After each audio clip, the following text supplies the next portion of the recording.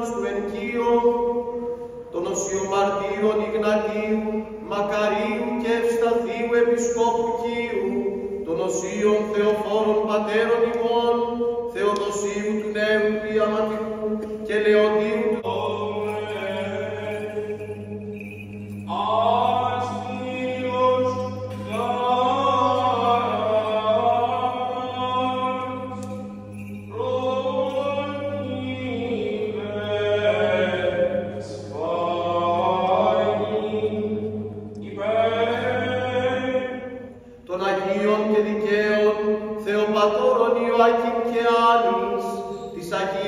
του μεγαλομάρτυρος ειρήνης, εις την Ιεράν μνήμην επιτελούμε και πάντων σου των Αγίων.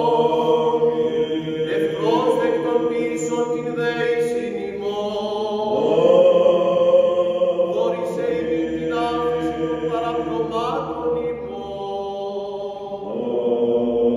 Σκέπασον ημάς επί σκέπη των πτερύχων σου, αποδίωξον αφημών πάντα εχθρών και πολέμιων, ειρήνευσον την ζωήν ημών, Κύριε ελέησον ημάς και τον κόσμον σου, και σώσον τας ψυχάς ημών, ως αγαθός και φιλάνθρωπος.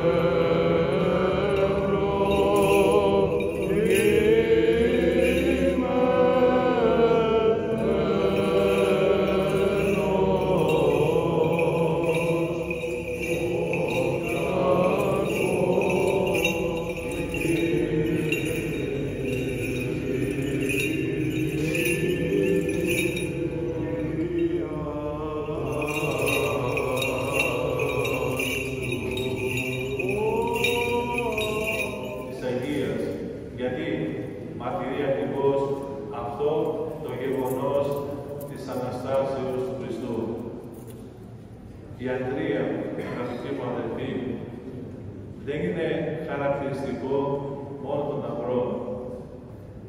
Βλέπουμε όλη αυτή την περίοδο, αυτές τις μέρες, γιορτάζουμε τις μυροφόρες γυναίκες. Εκείνες τις γυναίκες οι οποίες ακολούθησαν τον Χριστό σε όλη την περίοδο την οποία δίδασκε το Ευαγγέλιό του. Και μάλιστα όταν τον συνέλαβαν και τον οδήγησαν στο Σταυρό, ήταν από κάτω, χωρίς να φοβηθούν, χωρίς να τρέμουν την οργή των στρατιωτών. Αντίθετα, ήταν εκείνες οι οποίες έμαθαν, τις τίμησε ο Χριστός και έμαθαν το γεγονός της Αναστάσεως. Έτσι λοιπόν οι Άγιες μυροφόρες, αλλά και οι Άγιες γυναίκες, οι οποίες είχαν και αυτές το στοιχείο της αντρίας και μεταξύ αυτών των Αγίων γυναικών η Αγία Ειρήνη, η οποία έζησε περίπου 4 αιώνες μετά από αυτά τα γεγονότα, τα φρικτά για τον Χριστό, αλλά τόσο σωτήρια για εμάς. έζησαν σε μια περίοδο η οποία τα είδωλα ψωνόντουσαν παντού. Ο πατέρας Τικίνιος ήταν άνθρωπος ειδωλολάτρης. Όμως ο Χριστός με έναν τρόπο που εκείνος γνωρίζει, με έναν θαυμαστό τρόπο, μέσα από μια γυναίκα, κατηχεί την Αγία Ειρήνη στην πίστη, στη χριστιανική πίστη και γίνεται χριστιανή και από Πηνελόπη, την οποία την ονόμαζαν, γίνεται ειρήνη. Μια λέξη συμβολική, γιατί πρέπει να γνωρίζουμε από τις τελευταίες λέξεις που είπε ο Χριστός είναι η ειρήνη, αλλά και όταν αναστήθηκε ο Χριστός, πάλι την λέξη ειρήνη την πρόσφερε σε όλους τους ανθρώπους.